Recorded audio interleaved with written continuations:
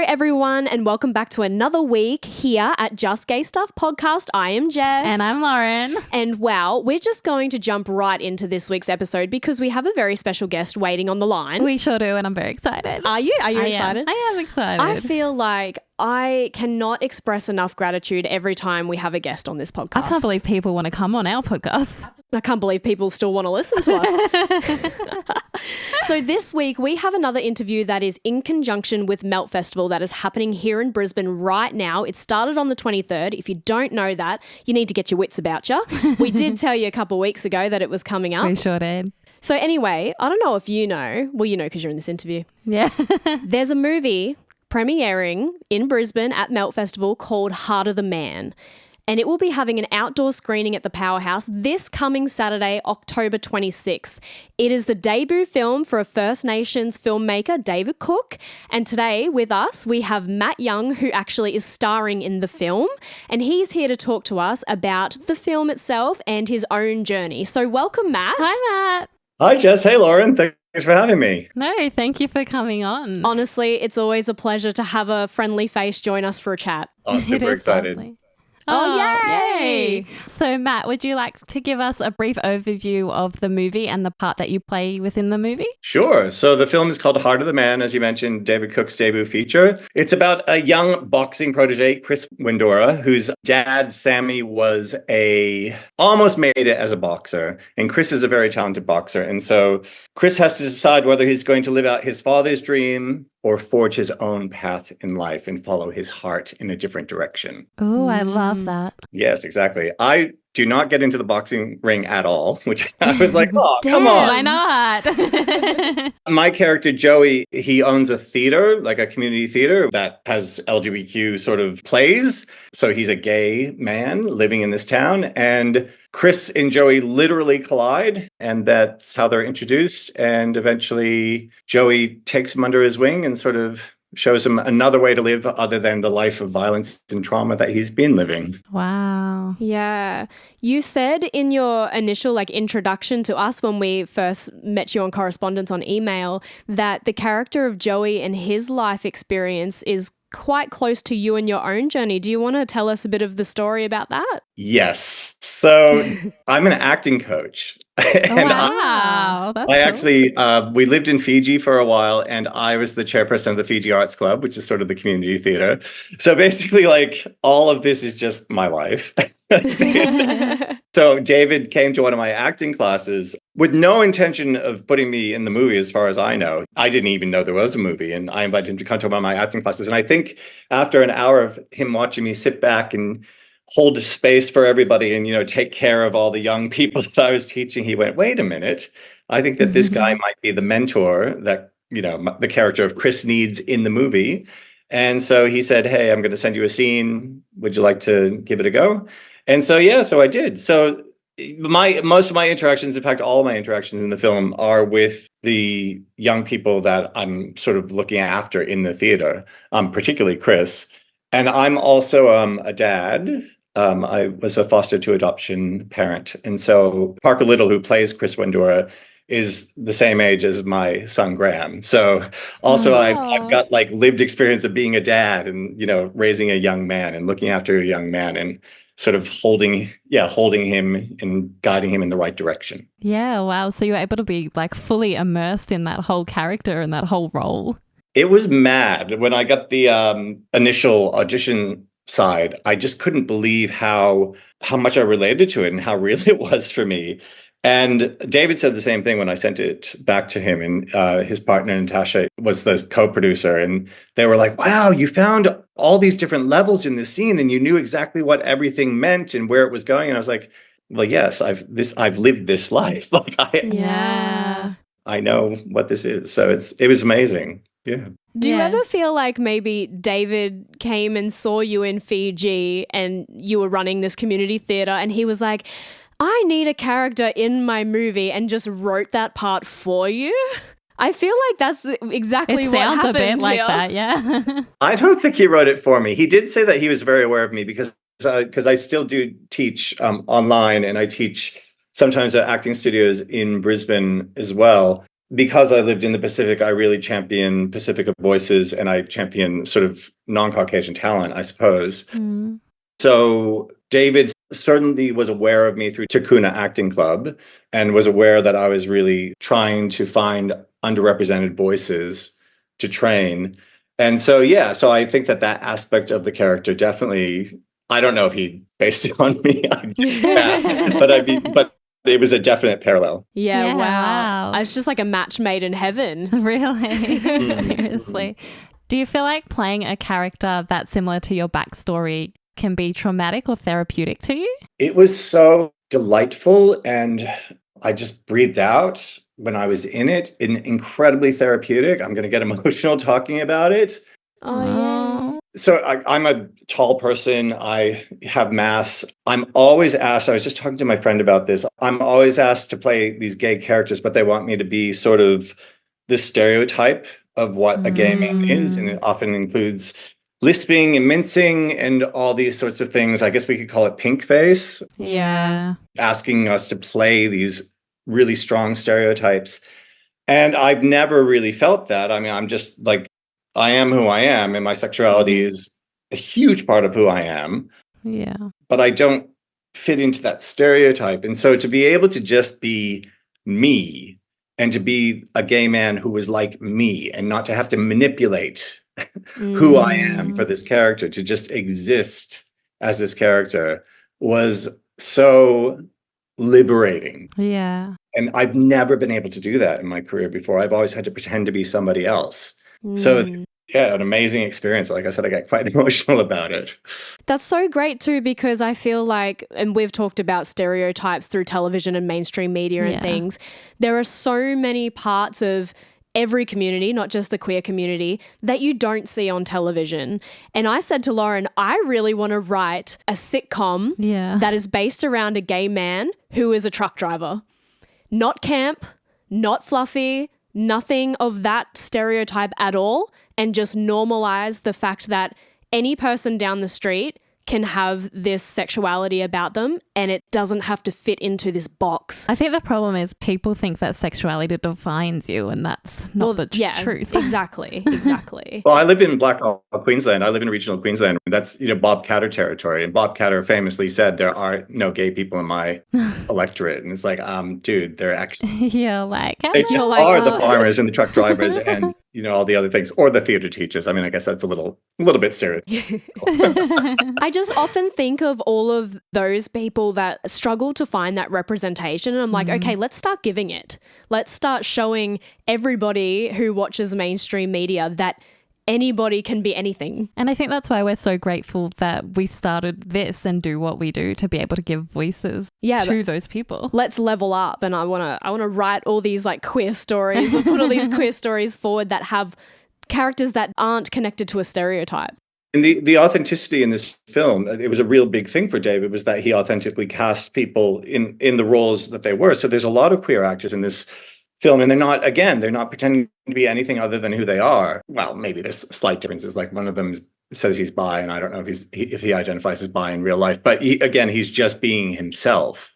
Like this is what people think acting is, like us pretending to be other people. But in a film like Heart of the Man, it's so intensely personal that it's actually just stripping off the mask and just showing people who you really are. Yeah, wow. Through the character, of course. Well, that leads me to my next question. I was literally going to ask, do you think that it's easier to play a character that you identify with, or is it harder because you have this sense of vulnerability that you suddenly are showing everybody? I think it's easier. Well, it's healthier. It's more heartfelt. I played a character in a play who was quite morally reprehensible.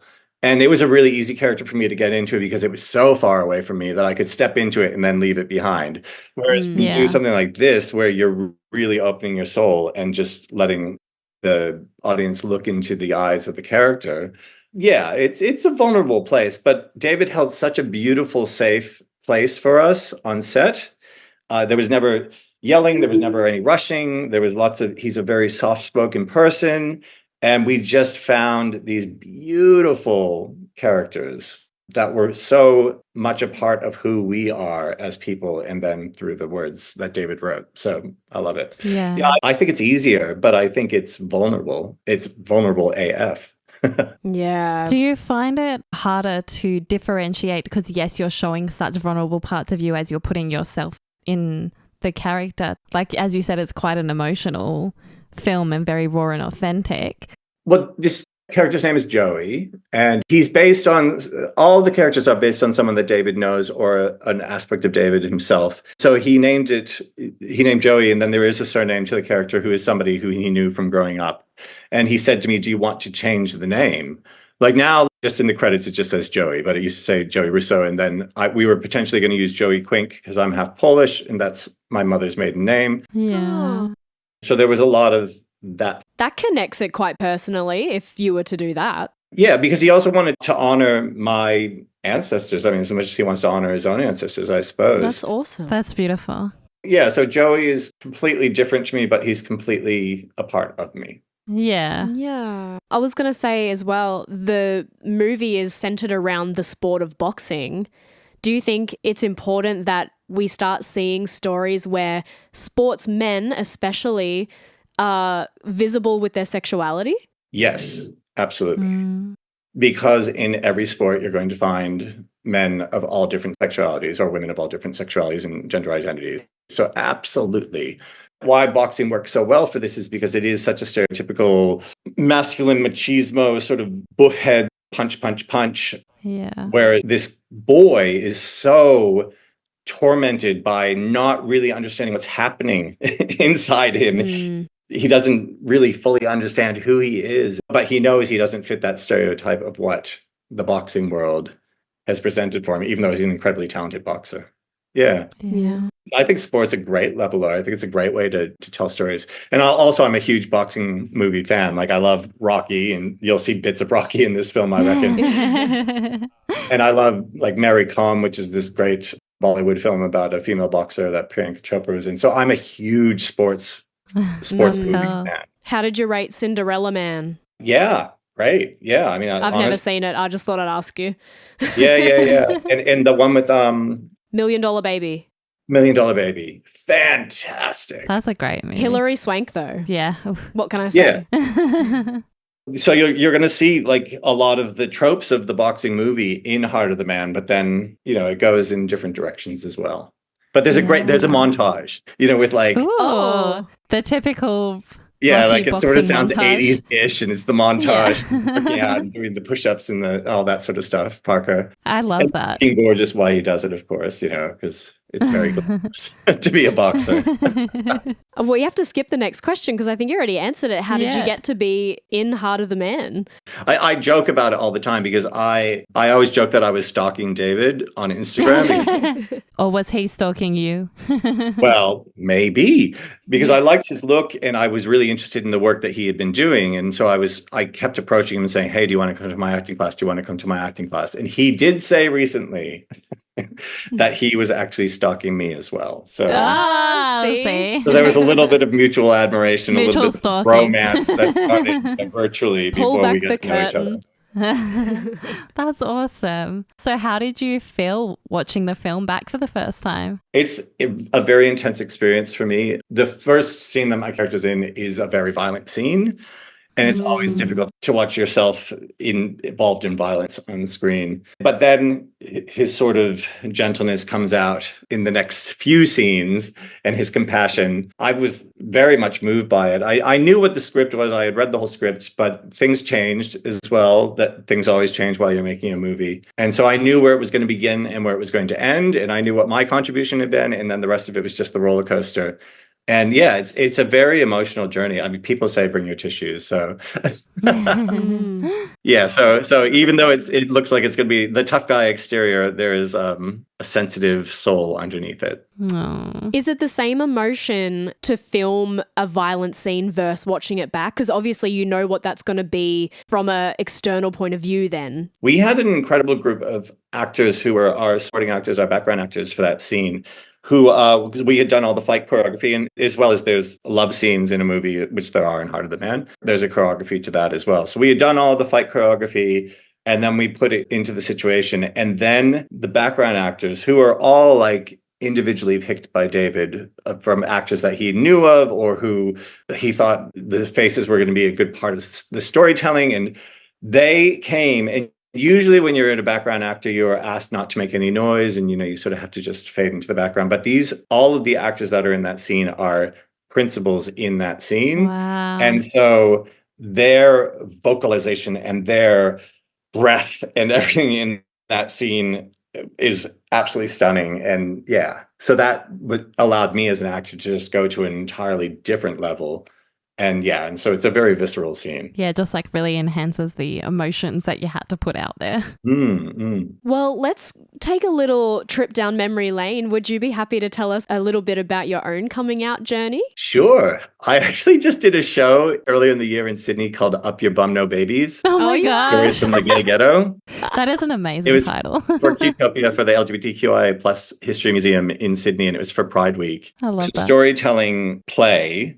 And I told the story about my coming out. And I came out several times. As we do. As we do, yeah. We never stop coming out, really. Yeah. So at first I thought I was bi, and I still think I'm bi, but I don't identify that way anymore. So I sort of came out as bi, but it was my first same-sex relationship when I came out to my parents, and then that didn't work out. And eventually a few years later, I felt like really embarrassed. This is so, I guess it's still a bit traumatic for everybody to come out. I felt really embarrassed to come out. And then I felt sort of like, even though my parents were like, yeah, it's cool, I felt like I still had to keep explaining myself all the time. And I was afraid when I called them I was living in New York, there in Massachusetts. I was afraid when I called them that I couldn't talk about who I was dating, because it wasn't a relationship. It was just somebody, who I was seeing. Yeah. And so eventually sort of settled more and got to know myself more. And then I said, okay, I'm gay. And they were like, well, what's changed? And I said, well, nothing's changed. It's just that it's important for me. It was also during the AIDS crisis, like what I'm talking about when I was coming out. So it was important for me to stand up and be counted as a gay man because it was more visible, because bisexuality, as many of us know, it can be very invisible in a sort of social way. And so I thought, well, I'm going to have more impact politically as a gay man. So yeah, so like I said, but I mean, I'm also in a 25-year relationship with a man. So you never really stop being bi, but I'm very happy to identify as gay. Oh, that's excellent. Cute. That's true, right? Yeah, well, as we speak to guests and people on a day-to-day, it's like your journey of discovering who you are and what you like and what you don't is a day-to-day thing as well, isn't it? Like, yeah. And, you can still be bisexual and have a preference. So at the end of the day, what brought you to Australia if you grew up in the States? Well, the man who is now my husband. Ah, cute. So I came here for love. I started my career touring in musicals in the United States and Europe in shows like The Chorus Line and On the Town. And I had done a chorus line and I was out of a job. I had just finished a production of Funny Thing Happened on the way to the Forum. And I ran into a woman named Amy Yule, and she said, do you want a job on a cruise ship? And I said, yes, because I need a job and I'm about to get evicted from my apartment. And blah, blah, blah, blah. And then the ship landed in Sydney the week before Sydney Gay and Lesbian Mardi Gras in 2000. And at 2:00 in the morning at the Stonewall Inn on Oxford Street, into a young man named Peter. And now 25 years and 2 kids later, we're still together. That is the cutest story. I love that. I love that it was like so typical. It's like you went to Sydney, which is like the major gay city in Australia, and then you went to Stonewall on Oxford Street, which is like the pinnacle of the place to go. But then I got back on the ship. I didn't hop off the ship. I got back on the ship and then we emailed back and forth. This was like the year that Hotmail started. I mean, this is like we were a pre-internet sort of relationship. So we communicated through Hotmail instead of writing letters, and then eventually my heart just ached for him. So at the time, legally he couldn't move to the United States as my same-sex partner, but in Australia, through the interdependency visa, I could move here and get my permanent residency. So we had the choice of either breaking up or me moving here, and my heart said, this is the way to go. You chose love, and I love that. Also very progressive of Australia to allow that. That's awesome. Yeah. Well, yeah, but then it took us so bloody long for same-sex marriage. You know what I mean? Yeah. Like back in 2001, 2002. And so we thought, oh, well, surely, because Canada legalized it, New Zealand legalized it. We were like, well, surely it's going to happen in Australia. And then it took a long time. A long time. We're like that false progressiveness over here. We're like It was just strange because kidding. we were adopted parents, but we weren't able to be legally wed. So we Yeah. legally were bound to our kids, but we weren't legally bound to each other, which I think was very dangerous, quite honestly. That is quite dangerous. So I'm really pleased that legally everything evened out. Yeah, Yeah. because in your circumstance, like that's great for you. You are life partners and you're still together. But for couples that maybe didn't stay together and had their kids bound to them but not each other, yeah, It gets messy. that gets very messy and could be very heartbreaking for a lot of people. Yeah. Yeah. And then what took you to regional? Still Peter? Peter was born in Blackall, Queensland, where we now live. Ah. So when my father-in-law died in 2021, we sort of looked at our lives, and we had been living overseas in Fiji before that, and then we're back in Brisbane, and then we sort of went, oh, it would be nice to own a house, wouldn't it? Yeah, Yeah. wouldn't And, it? so we went out for a recce. We went out to check it out and had a great weekend out there. And Peter reconnected with all these people from his childhood, and we're actually on his mother's side of the family, his great-great-grandfathers or whatever basically founded the town. So we're related to a bunch of people there. And it just felt like the right place to be. And I really do love living regionally. I think it's really incredible. And we're not the only gays in the village. So there you go. That's Love even that. better. That's No matter amazing. what Bob Catter says. I know, right? And I'm like, well, there's us and there's that couple, and then there's the lesbian couple out there, and then there's, this bi woman and this trans woman, and we're all here in this population of 1,400 people, and here we are. We're everywhere. Everyone We're just needs everywhere. to get with the I was program. going to say, that's the problem. ignorant people choose not to see. Yeah, that's exactly right. You spoke about being an actor for Chorus Line and Cruise Ship and everything. When did you decide that you wanted to become an actor? I am the youngest of four, and so I always did everything that my siblings did. I played hockey because my brothers played hockey. I played a musical instrument because my sister played a musical instrument. I swam because she was a swimmer. And so I did my first play because all of my siblings had done like the year at the end of primary school, which is year 6 in America. They had all done the school musical. Sort of like, if you were successful academically, you could be in the musical. And so I did it, and I guess I was pretty good at it. And then I auditioned for another play at the community theater. Then they did a second musical at school that year because the group of us that had played the leads just were really enthusiastic. And that was kind of it. Like 11 years old, I was bit, and I really didn't look back. You caught the bug. I was really fortunate to grow up in a town that had a great community theater that did a lot of plays and musicals. So I was always busy. And if I wasn't on stage, I was ushering or building the sets or painting or helping out with the costumes and all that sort of business. So again, we talk about Joey, this guy that owns this theater, the Rainbow Theater, and sort of does everything to make it happen. And I sort of did that in my real life growing up as well. You just know the ins and outs. That's amazing. The world drew you in. See, that character was made for you. Have you done theater and community theater? Yeah, so much theatre. Not a lot lately. Lauren's a big I'm musical a nerd. big old musical theatre nerd and lover and everything. It's so much fun, right? It is fun. I can't think about the last one I did. That feeling of family that you get when you're in that. Yeah. It's great as well. Like back in the day, it wasn't popular to like musicals. It seems like it's a little bit more popular to like musicals now, but it comes and goes. Yeah. In your journey in becoming an actor, did you face any adversity or homophobia being gay? Yes, constantly. I have a wedding ring now because I'm married to my husband, but I used to wear a wedding ring to my auditions in New York from like age 18 to about age 27.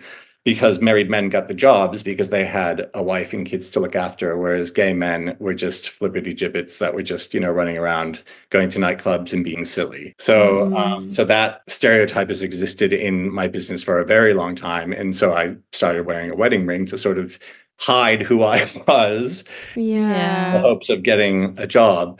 And then when I moved to Sydney in 2000, I did a show. So I do a lot of these sort of memoir style shows. And I did a show about meeting Peter called Lucky to Be Me. And an agent at the time was telling his clients, you can't talk about being gay or else you're never going to work in the Australian film and television and theater industry. And this was in 2000. And so Wow.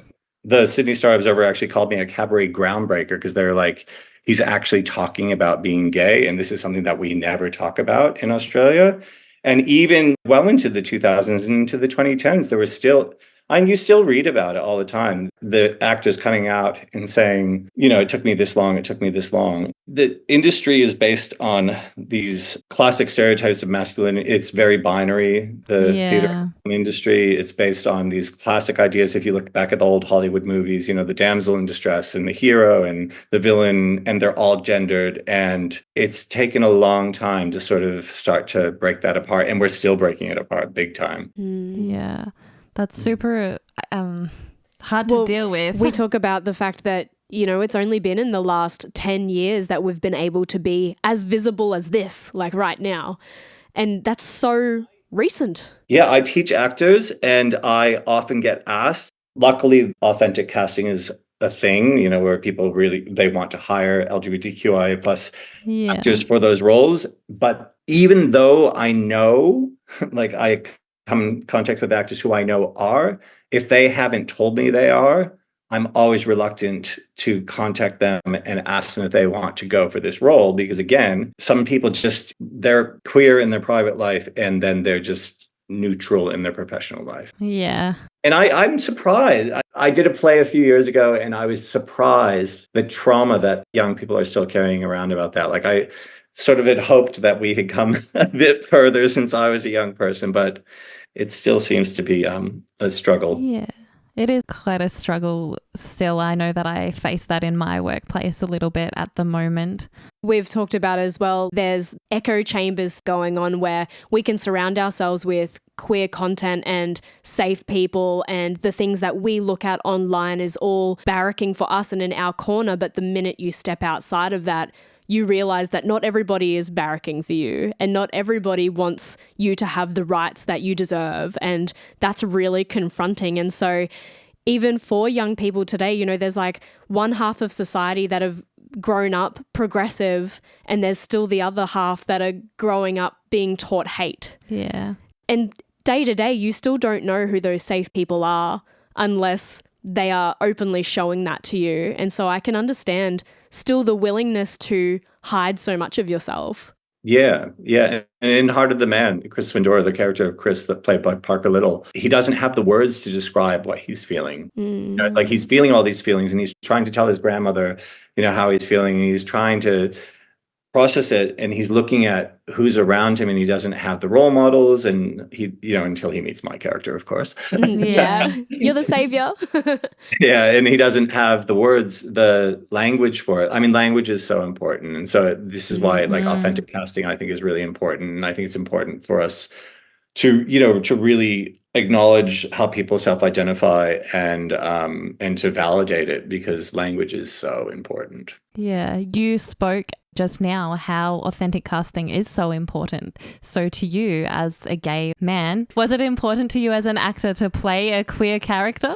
Yes. And in fact, that's all I want to play. Like going back to the mid 2000s when this agent was saying, well, if people find out you're gay, you only play gay characters. And I remember talking to my friend Trevor Ashley and I was like, I don't care. I'd be happy playing gay characters for the rest of my life. I'm like, because I've come to this point. I was only 27, so I'm old and wise. But, I'm 52 now. I'm 52. I've played so many characters that did not represent who I am. There's hundreds of characters that are going to be an aspect of who I am as a gay person or as a queer person that I haven't played yet, that haven't been written. So Jess is going to write a few. If I don't play a straight character again for the rest of my life, I really don't care. I'm quite happy to keep telling queer stories, and that's what I'm passionate about. Yeah. And they need to be told at the end of the day. We need to normalize the fact that we're all just people who are trying to live our authentic lives, and it really affects nobody else. That's right. I'm really excited about Heart of the Man, that it has been sort of embraced by the queer community as well. And like I said, that there are a lot of authentically queer actors who are in it. And the movie is about community. And so it's about the Indigenous community of the family that is at the center of the story. And it's about the queer community because of my involvement in sort of the journey of some of the characters throughout the movie, and it's also of the regional community. It's even though it's a slightly urban story, it's not set in Sydney. It's not set in a place where people like Joey can live an out gay life, and not fear that there's going to be repercussions at times. So yeah, it's really amazing. What would you like people to take away from Heart of the Man? I want people to take away from Heart of the Man. Well, first of all, I mean, the core message of the story is that love and compassion are always going to beat out hate and trauma and violence, I think. So that's definitely what I want people to take out of it. But also that it's a family story, and that we all have families, and families are complicated. And hopefully there's enough love in a family, whether it's a traditional family or a non-traditional family, to sustain all of us into the future. So that's something else I want them to take out of it. That's a great Australian-made, mostly Queensland-made film. Like before post-production, everybody involved in it was from Queensland, which was quite interesting as well. And that you can make an incredible, if you have passion, which David Cook does as a storyteller, you can make a film with a very low budget and just call in every favor and bring all of your friends into it and write a great script and write a script that has authentic people in it. And then we are going to flock to it and we're going to tell a beautiful story. So, yeah.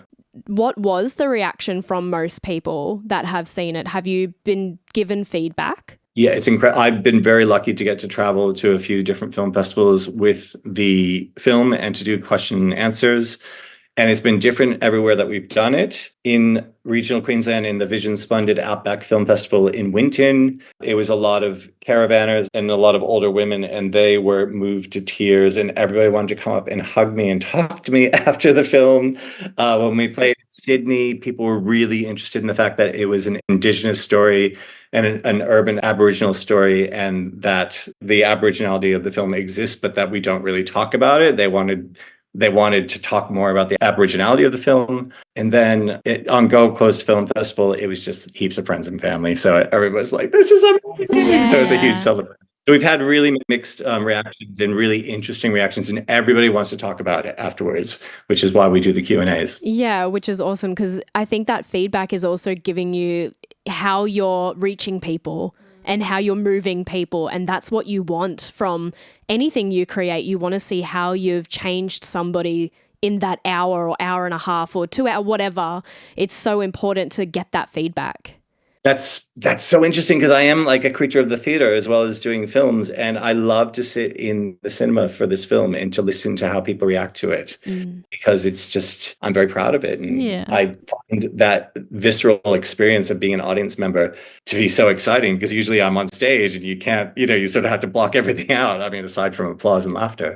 Yeah, so that's so funny that I keep doing these live events, because I am, I started in the theater, so I guess the theater runs through my veins. Yeah, always, always. I'm looking forward to seeing it for Me sure. too. I have a bit of a fun question before we get into like our last little. Oh. What is your favorite character that you have ever played? I played Max Bialystock in The Producers at the Brisbane Powerhouse in 2021. I can't remember. Lauren just had a visceral reaction to that. That's so cool. And I was in the original Australian cast of the Producers when it was the professional production and Mel Brooks came out and things. And so that show, I think, is so funny. It's so naughty. And Max is a very naughty character and a very complicated character. And so that's probably the favorite thing I've ever played. And I'm young, so hopefully I'll get to play it many, many more times in my career. Yes, excellent. And he's a showman. There's a through line, right? Joey, theater owner. Yeah. A little bit of performer. Max Bialystock, performer. Yeah. And the next thing is, what's next for you after Heart of the Man? Well... Spoilers. I Exclusives. have a small non-speaking role in a film called Zombie Plane, which has Vanilla Ice and Sophie Monk and Chuck Norris as some of the stars of it. Oh my God. And it's a horror comedy, and it's about zombies, a zombie outbreak on a plane. So that's going to come out next year. Oh, wow. It's like snakes on a plane, but they leveled up. with zombies. Yeah, what people maybe don't realize, especially about film actors, is is that Heart of the Man we shot it in 2021, 2022. So it's 2024 now. So films take a while. So I actually have like this whole slate of things that are coming up. I'm in another indie feature called Streets of Deceit, where I play a corrupt cop. I have a short film that I'm in called And I Realize That I play a 50-year-old tradie who's always wanted to be a dancer and has never really been allowed to. And, comes out as his authentic self. Yeah, so these are all things that are still either in post-production or they haven't been released yet. So that's some of the things that I have come. Oh, and I'm doing a film next year for Jesse Sutherland, who's another queer filmmaker, where I play another character that is violent. Has there ever been a character that you've had to play that you really disliked? No, I love every character I play, even the really horrible ones, because you have to believe 100% as the actor that you're right and that you're true. So even when I played Jeffrey Skilling, who was found guilty of 14 counts of fraud, he never thought he broke the law. You know what I mean? He thought what he was doing was right. So I haven't had to play characters. Well, this violent character I'm talking about in this next film, Jesse and I had many conversations, and I was like, well, it's scary to step into that role because he's someone who perpetuates violence on someone else. And Jesse was like, well, you don't have to do it. And I understand that. And it's going to be a hard role to cast. And I said, no, I'm scared of it and I'm challenged by it. So that's why I'm going to take it. Yeah. Sometimes you have to face the fear in that aspect. And do you ever look at it like maybe you can get inside the head of that person and why they are the way they are? Absolutely. Especially with queer characters. I mean, like I said, there's a lot of trauma and there's intergenerational trauma in our community as well. Because again, some of us felt like we didn't have any role models to look up to, or we didn't find out until we came out that actually your uncle is actually gay as well. That's why he never got married. You know what I mean? So and also the stigma that's been attached to it for a long time. So yeah, it's important to keep playing those roles and just learning and experiencing why those characters are the way that they are. And I think there is a level of understanding when you're talking about people generationally have had to face so much adversity, have had to face so much hate, and then that hatred builds within themselves. Yeah. And even the internal homophobia. In another episode, Lauren and I spoke about, I feel like I experienced that in high school. I was so scared to be who I was because I didn't want to be hated, that I just hated myself and I hated anyone who was telling me, oh, you're gay or you're this or you're that. And you're just like, no, like you push it away and you push it down because you don't want to be different and you don't want to be picked on and you don't want to be this. And so you become that person that you don't like and that you don't want to be, just to try and push it all away. And then, those things can come out differently from people, and violence, I suppose, is one of them. It's just a way to cope. Yeah. Unfortunately, that does happen sometimes. Well, let's end on a higher note. Okay, yeah. So let's say something really positive and exciting. If you could be in a movie alongside anybody of your choice, alive or passed away, who would it be? Ooh. Well, I've just done it with David Cook and Parker Little and Roxanne McDonald.